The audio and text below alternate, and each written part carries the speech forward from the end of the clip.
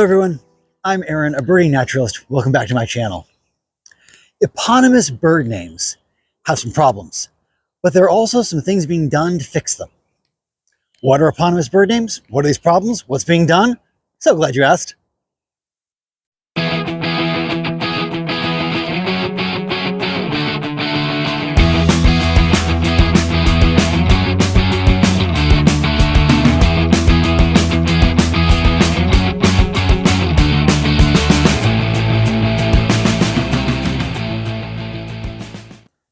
Eponymous bird names are when a person names a bird after another person. So think Brewer's blackbird, or Barrow's goldeneye, or Lucy's warbler. It's in some ways kind of a nice idea, but it has some problems. One is, who gets a bird named after them?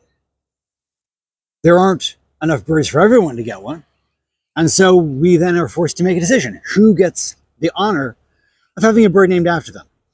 And that comes with some issues, because some of the people who have had birds named after them, I would postulate, are not great individuals. For example, John Kirk Townsend has the Townsend's warbler named after him, has the Townsend solitaire named after him. He was a naturalist.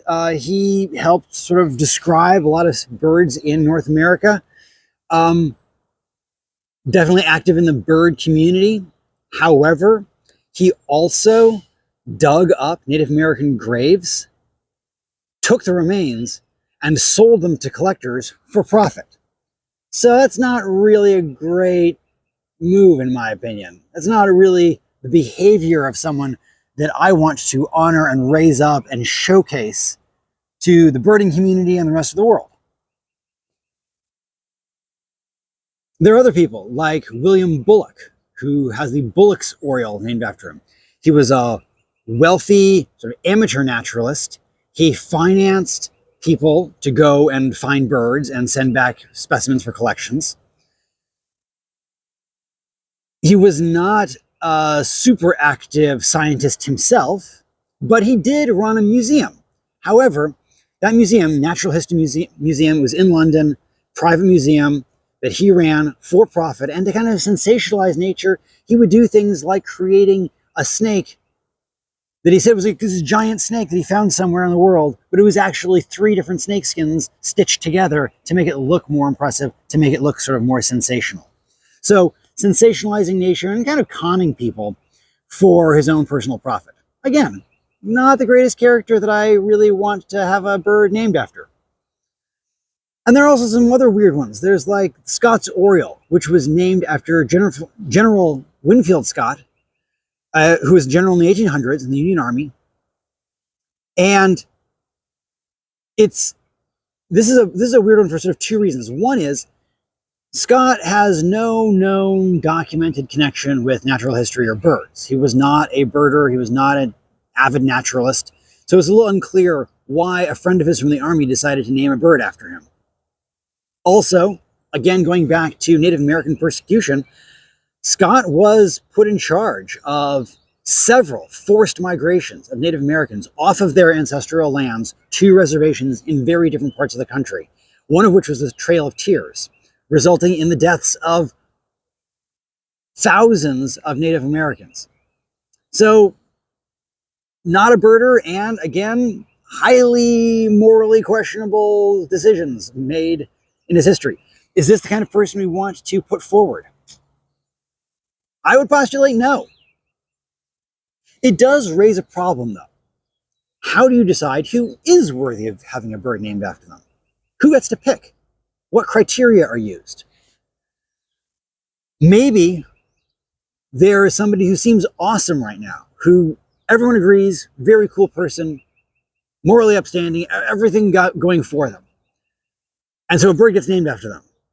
And then 50 years later, something is discovered. Maybe they find a journal or something like that. Turns out this person actually not so cool as we thought. That's always a possibility. What happens if just continuing evolution of morals change how we view people? We might decide that activity that's fine Right now, 50 years from now, we look back on it and say, actually, not so fine. So it's very difficult to decide who is right and who is wrong, who is worthy, who is unworthy. There might be a better option. Don't name birds after people at all.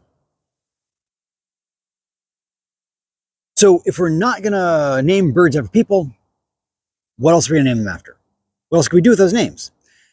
Well, there are several organizations and people who have championed this idea. One of the most prominent ones being an organization called Bird Names for Birds. And for many years, they have been advocating that birds should be named after some aspect of the birds themselves, that the names of a bird should reflect some aspect of its ecology, biology, geography, behavior, something about the bird. So an example of this, let's take the phoebes of North America and see if we can see the value in this. So the phoebes are a small group of flycatchers in North America. There are 3 species. One of them is called the eastern phoebe. And right off the bat, after hearing the name, where might you guess that the eastern phoebe is found? If you guessed eastern North America, you're right. Right from the name, you have some useful information about this bird. One of the other species of phoebe is called the black phoebe. And again, right after hearing the name, what do you think this bird looks like? It's mostly black. In fact, it's almost all black. There's a little bit of white in the belly, but other than that, it's a black bird. Black phoebe.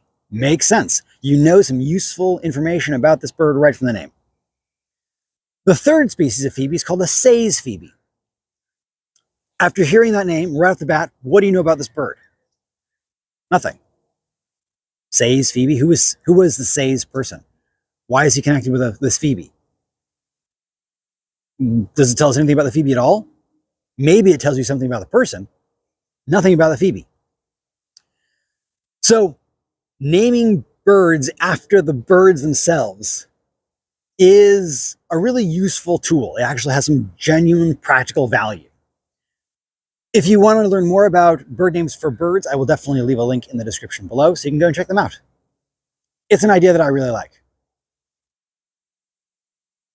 So in light of issues like who do we name a bird after and why and how is that decided, and the fact that naming a bird after a person doesn't give us any useful information about the bird, doesn't reflect the bird itself, the American Ornithological Society, which is the organization in charge of bird names and bird taxonomies in North America, decided in November, they announced this last November 2023, that actually all the bird names are going to be changed. All the eponymous bird names are going to be changed to names that better reflect the birds themselves.